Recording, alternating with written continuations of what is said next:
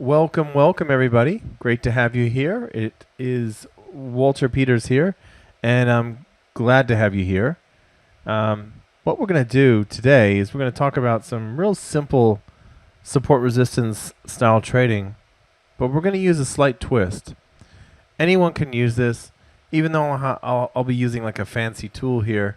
Anyone can get the same information that I use. I just use an aggregate. Because my programmer created it for me to make it a bit easier. But really, anyone can use what we're going to talk about here today. So if you're new here, hey, Sunil, great to see you. If you're new here, my name is Walter Peters, experimental psychologist. So I spent way too many years in university studying, thinking about your thinking, and full-time trader. And I wrote a book called Naked Forex, which you may or may not have heard about. And that's exactly what we're going to talk about here today. We're going to talk about naked trading. Does anyone have a favorite pair, favorite trading pair, like Sunil or anyone here, have a pair that you would like to for us to look at? The reason why is because I think it may be helpful just to pick a random one. Well, we don't have to pick a random one, whatever. Let's see here. I've got okay, so this fancy schmancy page here is simply the open positions for the markets currently at IG Markets. So we're all familiar with IG Markets. It's a pretty well-known broker. And all of these pairs here, it's showing us what the open position ratios are. And you can see here, these are the interesting ones to me. So we have the red ones here are red because more than 70% of the traders have gone long. And the blue ones here, which so I'm looking I'd like to sell these markets if everything lines up. And then the blue ones here are the markets where we have over 70% of the traders are short. And I'd like to buy these if everything lines up for a buy. And then the light blue one here is between 64% and 69%. So the Aussie Yen is kind of on the border of turning dark blue like the New Zealand Yen has, or the New Zealand CAD, for example. So that's basically how that works. Now I'm going to refresh this because these numbers are updated every 10 minutes.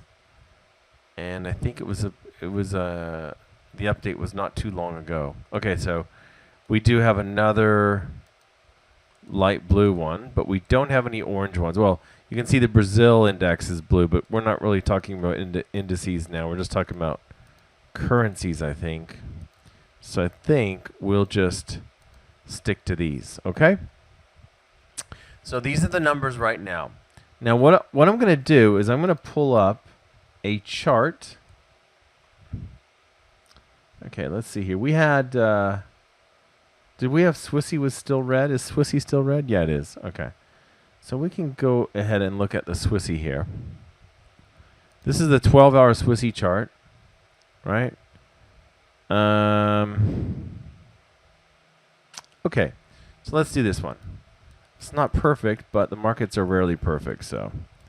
All right, so what I would do with this one is I would kind of connect these bounces down at the bottom here. And I would say that what we're looking at here are essentially this is what I would call a bearish move before it cracks this trend line. Okay, so I'm using the trend line as support, and if eventually, I know it's been going up the last day or so, 24 hours. But eventually, I expect it to come down here to break through this trend line here, all right? And then this is where it gets interesting. Then I look for it to come back up and touch this trend line, and that is where I will look for a trade, okay? So it will be a sell trade up in this area after it breaks the floor and then comes back up. So the trade should ideally be somewhere around here, right? Where my arrow is. Okay? So now you will see these in every time frame on every market around the world.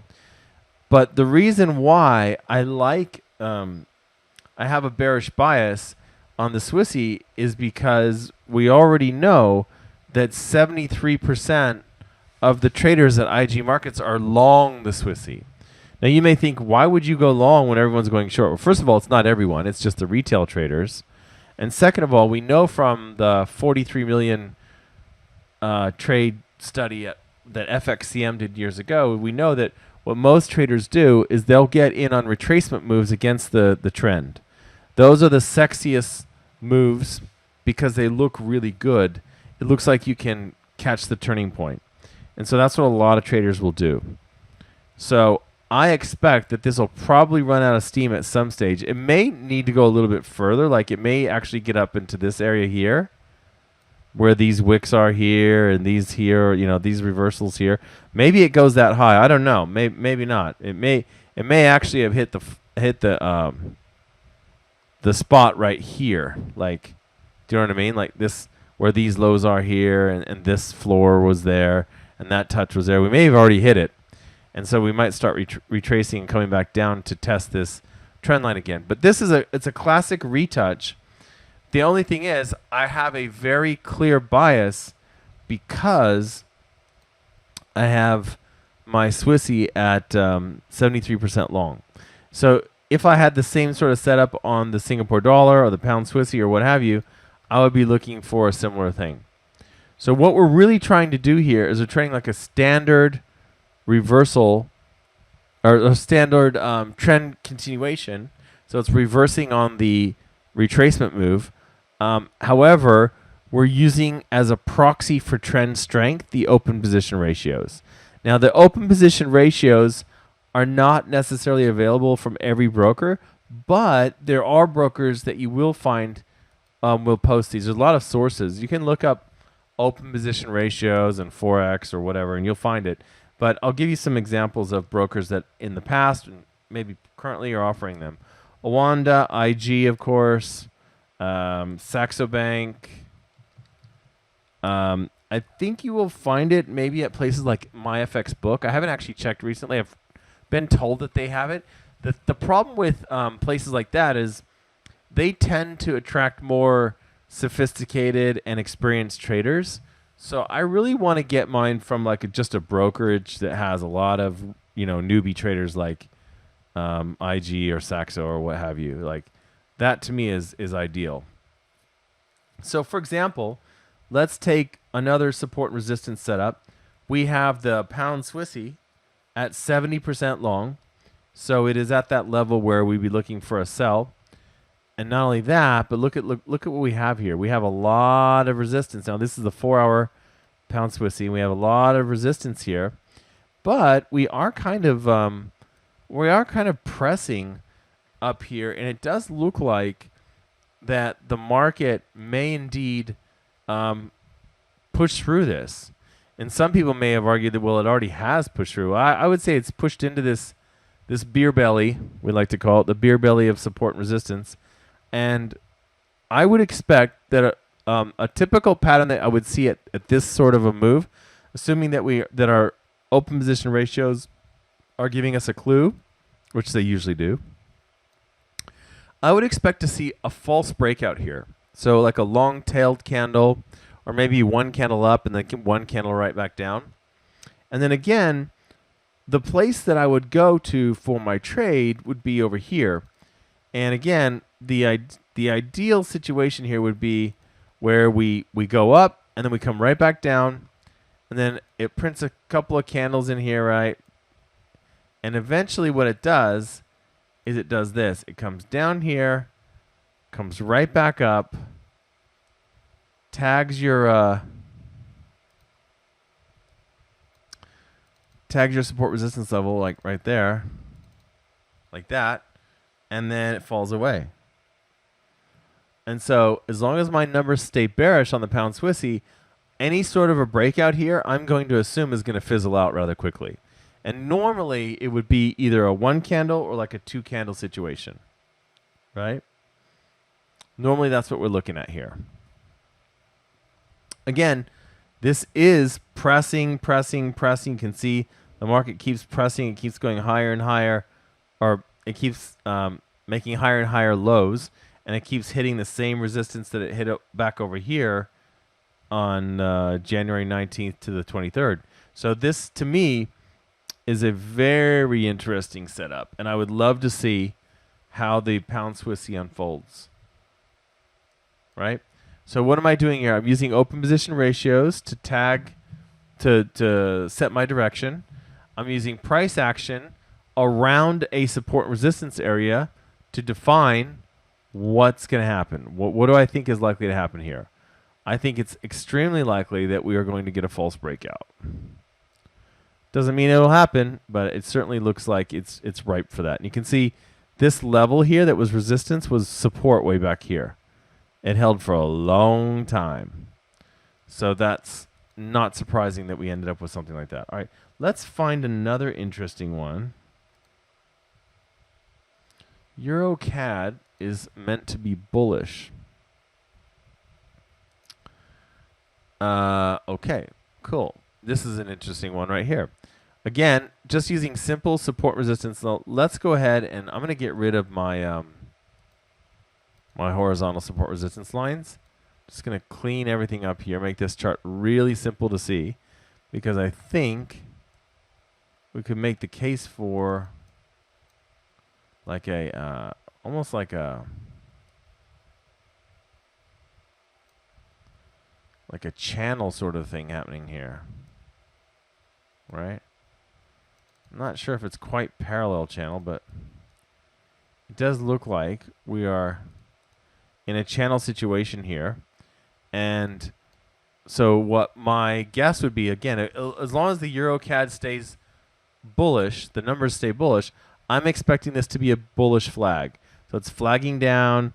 It's capturing a lot of newbies who think, oh, yeah, it's going to fall now. We hit the top, whatever.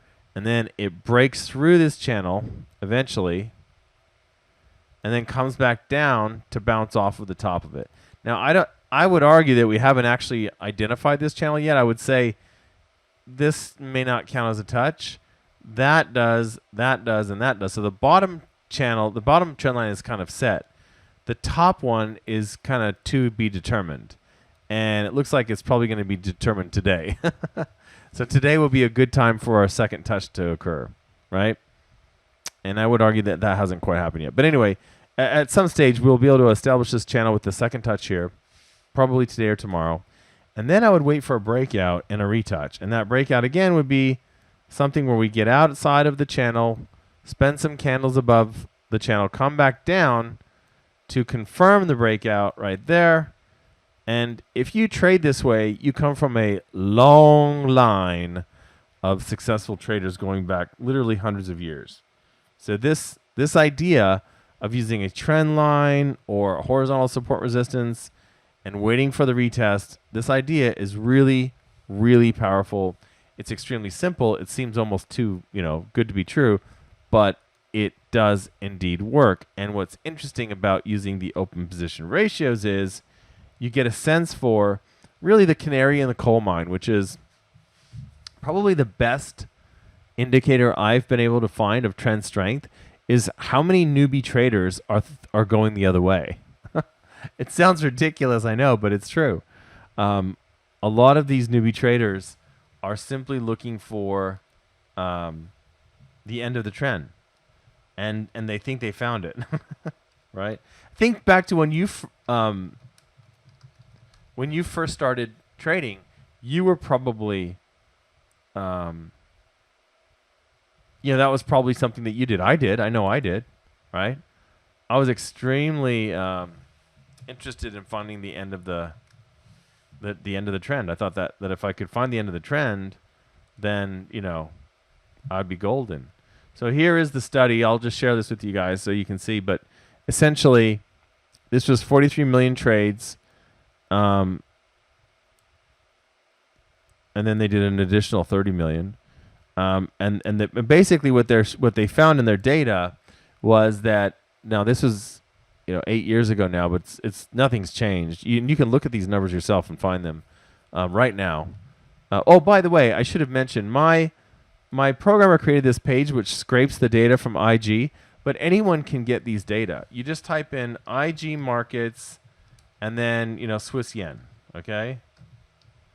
So I just type in IG market Swiss yen and search your favorite on your favorite browser, and then you'll find the IG Swiss yen page, and it'll have the open position ratio. So you can see 78% of the market, 78% of of their accounts, the accounts at IG, are short, and there it is, 78% short. Okay, again, it's updated every 10 minutes. So I like IG because they have a good chunk of the market, and they have a lot of pairs that they'll give you the numbers for, and they'll also update them. They update them every 10 minutes. So that's why I like IG. But certainly there are other options out there.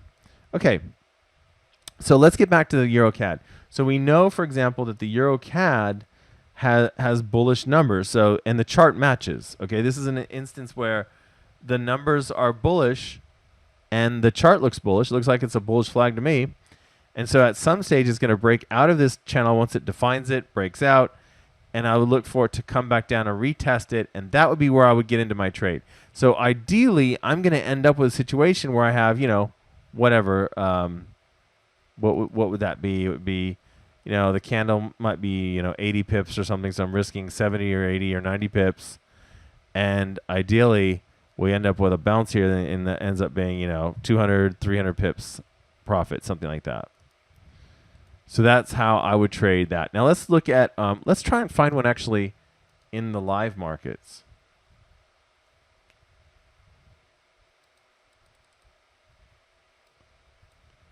Let's go with, actually, let's do one of our ones where we have numbers for like,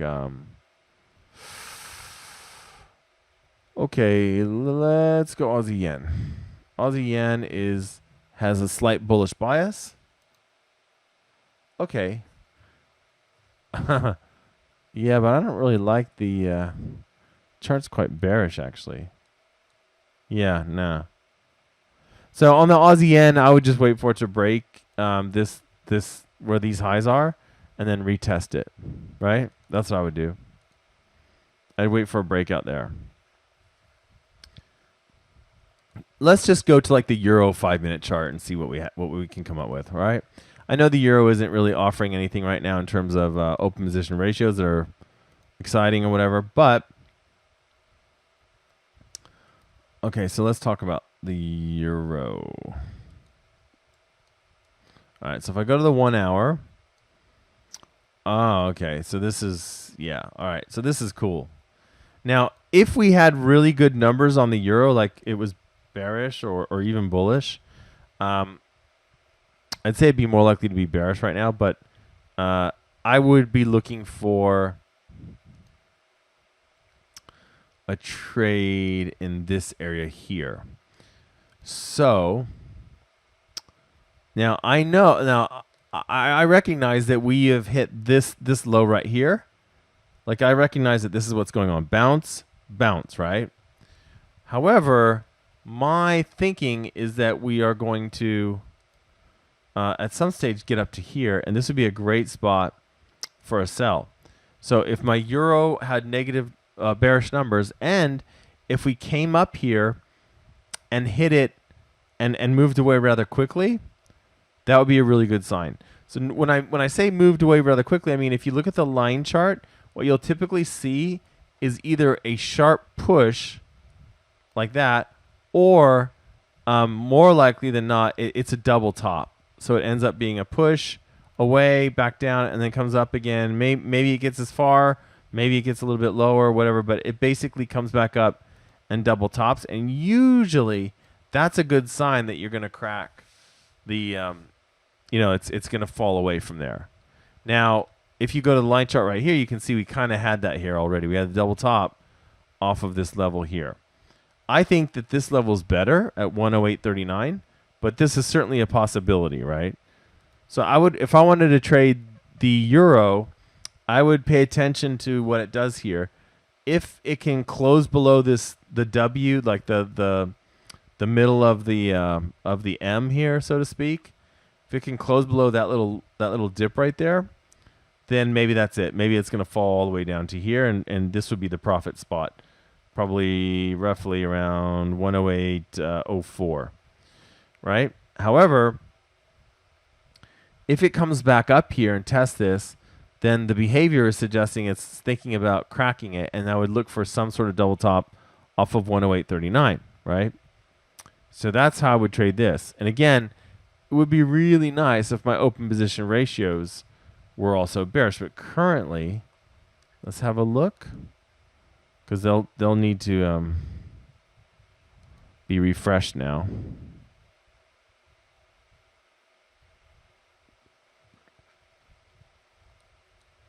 There we are.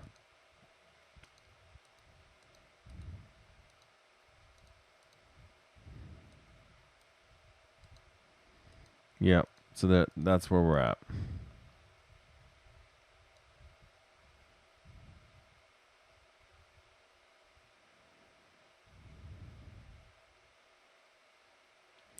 Wow. Okay.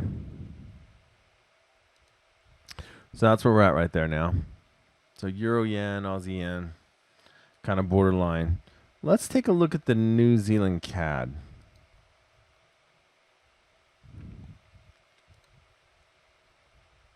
Or actually, if there's any charts that you guys want to look at, just post them on the chat box. But let's take a look at the New Zealand CAD. So we've got bullish bias here. Oh wow, this is a great. Okay, let's talk about this pattern actually.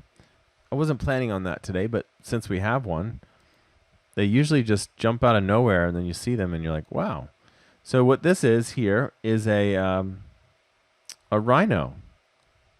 So rhino is when you have a wedge, like so the market's going up, comes down, does a little bit of a consolidation wedge, and this is punctuated by a failed breakout to the downside. So at some stage, we're going to see either a long-tailed candle or a candle down and a candle right back up. And then what we get to do is we get to buy it over here when it clears this high. Now, it may or may not bounce off the trend line, but what we want to see here is a failed breach of the floor, basically. Okay? And this is how it typically happens. Actually, this is a really good textbook example, because usually what happens is, for the buy ones, the bullish ones, you're in an uptrend, then you consolidate and kind of consolidate around, and that's usually where we see this pattern print during the consolidation. And here it is right there. That's it. So this is really typical of what you would expect to see.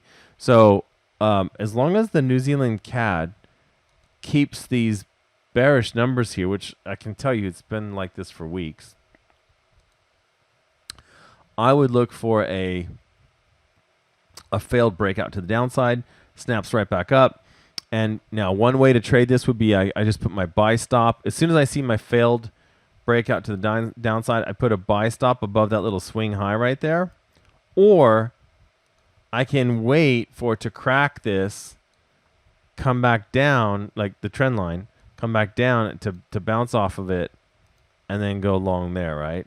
Like that. So that's kind of the idea, I guess.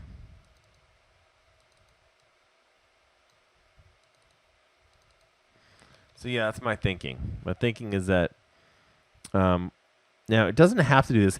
If it breaks here and stays down here and it closes like 3, 4, 5 candles down here, then it's no good, right? But typically this is what you would see here. It's a really and anything I say, don't believe me. Don't you know what I mean? Just test it for yourself. All right, let's talk gold and silver. I really want to talk silver because I think it's going to be my favorite chart of February. We are hours away from February here in Australia. I know many of you still have a day and a bit to go. Well, actually, most of you are in Europe, aren't you? So it is the 31st over there, but it's in the morning. So it's in the evening over here in Australia, and I have told my my subscribers that I think that, and I know it did make a dip lower here, but I think that the silver chart has a chance to be the chart that everyone says in February says, oh, I can't believe I missed that move. So what I'm looking for on silver is that we will see the market eventually take out this high here, then come back down and bounce off of this. So this is the last kiss trade that's in the Naked Forex book. It's just a consolidation box, breakout, retouch, and you get in at the retouch. Again, like we talked about before, this is the, I don't want to say the best place to get in, but it's nice because typically you'll have a pretty tight candle here. But what I like to do with this is I will find the midpoint of the box right here. Now, my trading buddies who like trading this system, all of them, the reason why they like it, or many of them point to the fact that it's really great to have your stop loss at the midpoint of the box, which I would call right here. This is not, it's not the exact 50% point. It's really kind of where the support is, which I would say is, I would argue is right here at 23.55. But what's nice about this is, let's say silver does get back up to the other side of the box, breaks out in February, then it comes back and it gives a nice bounce here. If it fails, like if the pattern fails and it doesn't really go as expected, instead comes right back down, and sometimes this will happen, comes right back down and closes inside of the box. So in other words, it closes back below 24.37 or whatever, I get out. I dump the trade before it hits my emergency stop. So in other words, if I'm sleeping or whatever, and there's a catastrophic move and it goes all the way down to my stop, then okay, I'm out 1R, right? But if I use my my rule that says, look, if the market closes back inside of the box and the trade is over, then I'm usually going to get out at like 0.3, 0.4 R, so I'm not losing my full R, which just drastically increases my reward to risk ratio, because I'm actually calculating R on where the stop loss is placed, right? Which is the maximum loss I'm willing to take. So Caprice wants to see gold. Let's take a look at gold.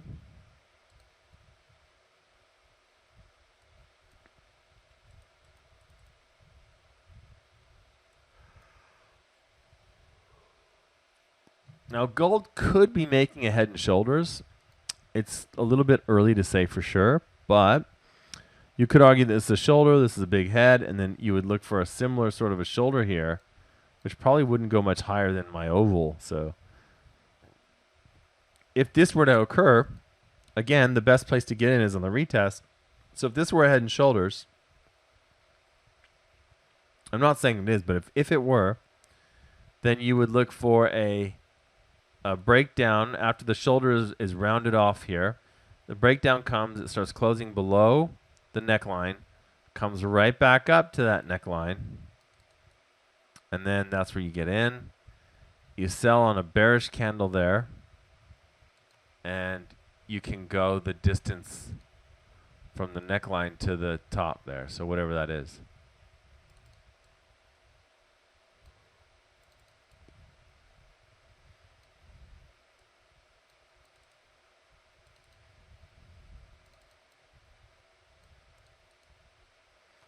So shoulder, head, shoulder, it goes doing, doing, doing, right?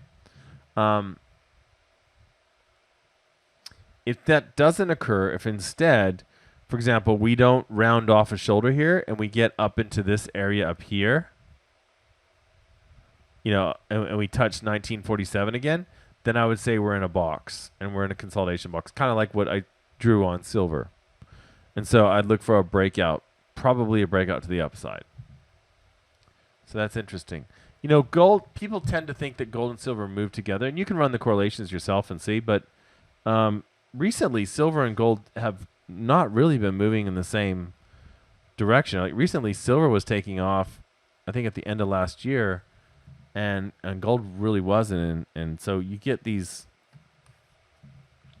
periods where they're not really in sync, which makes sense. They're got totally different uses. Okay, so but I understand. I mean, people say silver is the poor man's gold or whatever. We'll see if that's something that lasts. You never know. I think silver in the past has threatened gold that there's a lot of silver that's needed every day for all of our electronics and stuff. So let's take a look at this. So if I go from the top of the head to the floor here, that's $449. No, $44.76. Yeah, sorry, $44.76. So I would go to 1860. So the target would be down here, right around this area would be the target, if it does the head and shoulders thing. But if it does the box instead, then be looking for I'll be looking for a breakout there. Look at this. This is fascinating. So this is the pound yen. You can see it's been hitting the top of that resistance there. So basically this level right here. So we came close, we hit it, and we're still sort of stuck here. I am starting to think that maybe we're looking at another squeeze play here, which would mean that this trend line would hold, and we'd be due for another push up against this level. If that occurs, then the pound yen, which I think right now is technically a 50-50 market, so it's a white color here on the pound yen. Oh, it is, but not by much. If it gets to 64% short, it will actually go light blue. So like the euro yen. So that makes sense, because I do kind of look at this chart and think I have a little bit of a bullish bias, actually, even though the numbers are not quite there yet. So what I would look for here would be a breakout and a retest of this top spot up here. So boom, blammo right there. That's the buy. And then gaboonga like that. So what was resistance becomes support, right? Any other charts you guys want to look at? The Bitcoins is pretty cool. I like the Bitcoins. So the Bitcoins is one that, to me, I know it's been on fire and all that, and that's great. But to me, it's currently in consolidation, I would argue.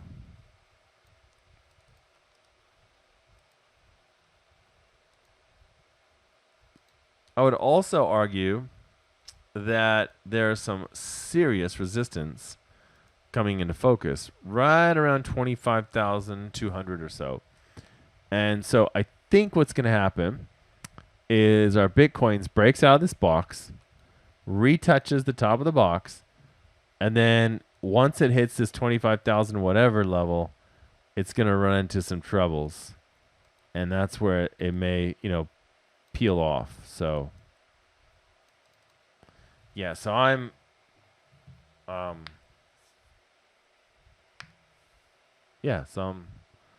watching that one for sure. I do think there are a lot of sellers are going to come in when it hits this level here. I think you're going to see a ton of sellers, and if you go back in time, you'll see why. Like there was support right there, that wick. So yeah, would not shock me to see that. All right, cool.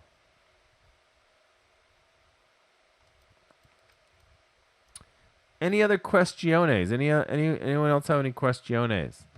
I can go to oil. Oh, this is a great one. Okay, let's talk about this one. Oil.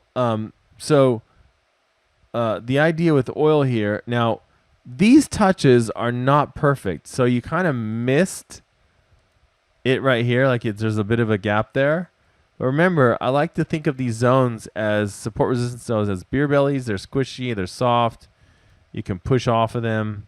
And I think that's what's going on here. I think what we have is so you got some bounces there, a near miss, and you had a really lovely bounce before the break, which you'd be surprised at how often this happens.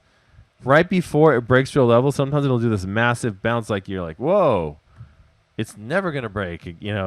All the buyers have come in, and boom, it goes right straight through it. So the pullback is actually right there. The pullback after the break is that little move right there.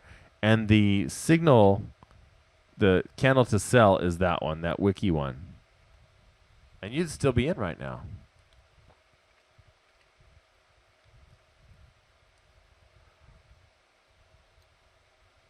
So that's a great example of what we call a pinch trade. Pinch, Dennis in France, he's in my community, and he came up with the term. But basically, it's a great example. It's a great name for it, which is it breaks through and then comes right back up, pinches it, and then falls away. So that's a great chart, actually. Caprice says, what about the loonie? Let's take a look at the loonie. The loonie is neutral. It's a very weird chart. Someone was asking about this one on our weekend update on Sunday evening, and I have to say it's not my favorite chart. But what we have here is we had sort of a channel-looking thing. It broke out of it. It came back up, touched this horizontal level, broke through that, and now we're all the way back to the trend line, the channel.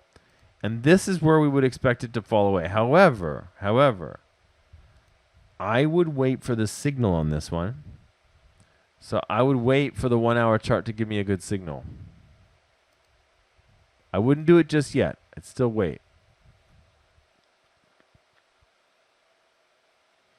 But we're certainly getting close. Like, we're getting close to the area where you're like, okay, this is where something should occur. Right? This really is like, this would be just as good a spot as any for it to reverse from.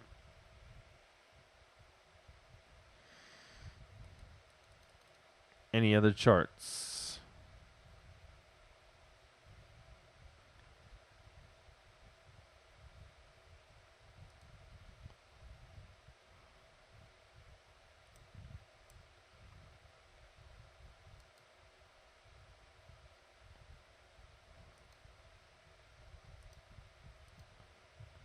We can look at some neutral charts like Euro Pound. You can trade support resistance on neutral. You just don't necessarily have a bias. Ideally, what I would look for on a chart like the Euro Pound is I'd look for a consolidation, and I would just trade the bounces off of consolidation. So, in the case of the Euro Pound, it's kind of something like that. Now, yeah, you could argue you have two touches on the bottom. You have one, maybe three up at the top, something like that, right? Yeah. So that's interesting, right?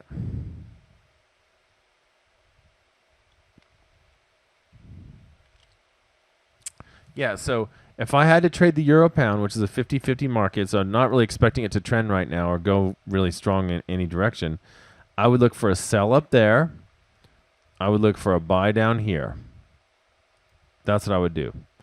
Obviously, it looks like it's closer to the top, so maybe it's more likely to have a sell before a buy, but you never know. So now, if the numbers, let's say the numbers were bullish, then instead I would prefer to see signs of an unfolding breakout and then a retouch. But as it is right now, I kind of expect it to nestle up against support resistance and then get pushed off of it. So that's an example of a 50-50 market, which I think was, what was it exactly? It was 50-50. Okay, there you go. It was exactly 50-50. Aussie is another one. Okay, so Aussie is another one, yeah. If you take a look at the Aussie, you say, all right. Aussie's falling through the floor. I got a 50-50 number. We hit here, which is what was the same spot there. To be honest, I would probably be looking for it to try and come back up here, or even if it just halfway attempts, I'll move back up there. So I would be looking for a half-hearted bounce at some stage. Could be down here. That's 69.41. That would be a good spot for it, but yeah.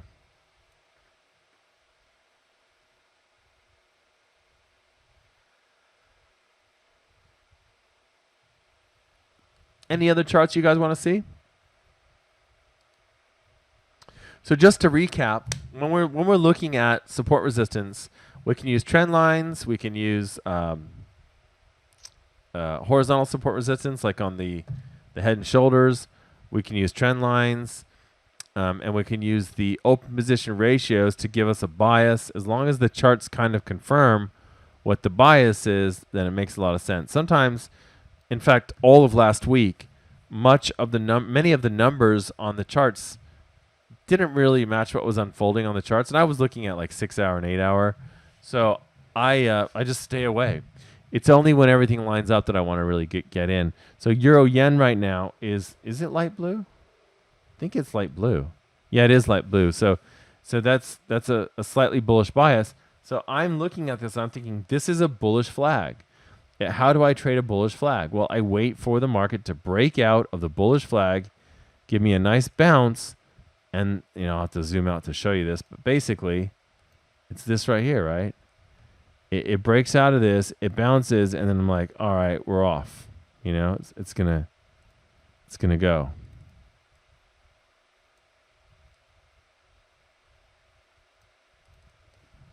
There you go.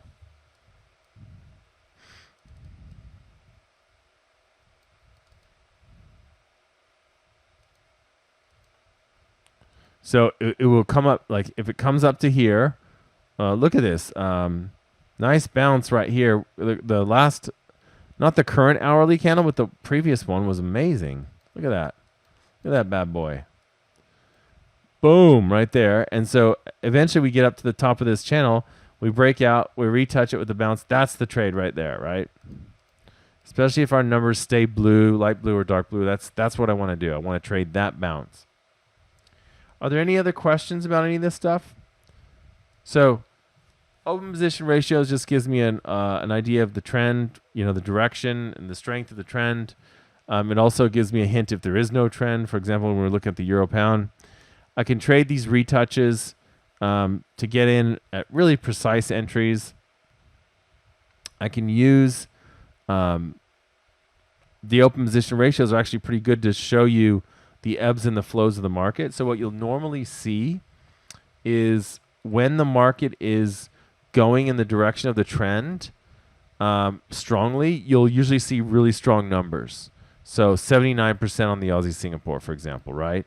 That usually means that the trend is really chugging along, okay? And then when the numbers fall off and these red ones go to orange and the dark blue ones go to light blue, what that usually means is you're in a pullback. Sometimes it'll even go white, like it'll go like to 60 something, like 62% or whatever, like the Canadian dollar. It'll go white and you think, oh, the trend's over. It's not necessarily true. Because remember, these are very sensitive. These numbers here are changing because what's happening is most of these traders at IG, they're getting in on the retracement move against the trend, thinking that that's the end of the trend. Okay, so they only have a limited amount of time, a limited move to profit from, which is the counter trend move. So if you look at any chart, you'll see what I mean. Let's just pick a random one, pound CAD. Okay, so what happens with these guys is they're trading this move here. Okay, that's the only possibility for them to profit from. Okay, now not all the time are you going to get a shallow little consolidation like this. But what they're doing is as it falls, they keep thinking that's the end of it. The trend's over. It's going to go up now. Okay? And same thing with an uptrend. When it's an uptrend, they think, okay, so now they think, okay, it's time to sell here. So I'm going to sell here. And they only have really, this move to take advantage of, assuming this is going to go higher. Okay, now it's going to go lower. Okay, here's a wild. Okay, here we go. Now we're in a downtrend, and we look at a pullback. Okay, so this is what I'm talking about. This is a great example right here. So the numbers probably would have been pretty strong here, and this is the pound CAD. So we go, okay, boom. That's all the profit they have available. If I'm trading the trend, I have this much profit available. But if I'm trading the counter trend move, I only have these slight little bounces that I can profit from, right? So that's basically it. And now we're in an uptrend, and again, we have this much move. That's the move we can profit from. That's the move we can profit from. That's the move we can profit from, and so forth, right? So there you go. All right. I really appreciate each and every one of you. Thanks for spending time here, guys, at the Naked Trading Webinar. I hope that this helps. I hope that you look into using open position ratios. I also think that just using that simple retouch pattern from head and shoulders to channel breakouts to squeeze plays, channel downward, bullish channels, it doesn't matter. That's the same thing you'll see over and over and over again, no matter where you're looking. No matter where you're looking, you're going to see these over and over again. So it's a very powerful, very useful approach. You can get in at a really tight stop if you want by getting in at those retouches. So a lot of traders have been doing it for a long time, and I think that you'll find you could find that useful as well. So thanks, guys. Really appreciate it. Thanks, Adinda. See you later. Bye, guys. Have a wonderful day. Thanks to all you watching the recording. Thanks. See ya. Bye.